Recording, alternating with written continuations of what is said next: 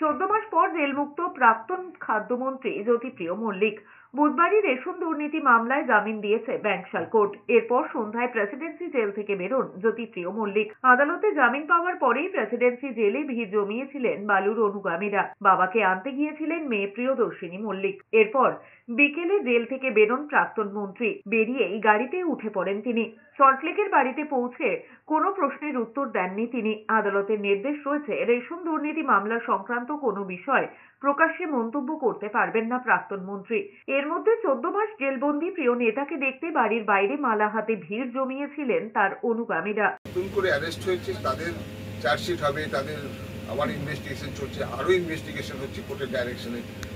এই total investigation যে কতদিন চলবে সেটাও কোর্টকে দেখছেন। কোর্ট দেখার পরে যদি এই কেসটা আমার 1 মাসের মধ্যে ট্রায়াল শেষ হতো তাহলে কোর্ট নিশ্চয়ই বেল দিতেন না। যদি কেসটা 6 মাসের মধ্যে ট্রায়াল শেষ হতো তাহলে বেল দিতেন না। এইসব পরিপ্রেক্ষিতে কোর্ট বেল দিয়েছেন। এদিকে জ্যোতিপ্রিয় মল্লিকের জামিনে সুর চড়িয়েছেন সুকান্ত মজুমদার। তিনি বলেছেন, মানুষের দরবারে এই সমস্ত দুর্নীতিগ্রস্ত নেতারা প্রত্যাখ্যান হবেন।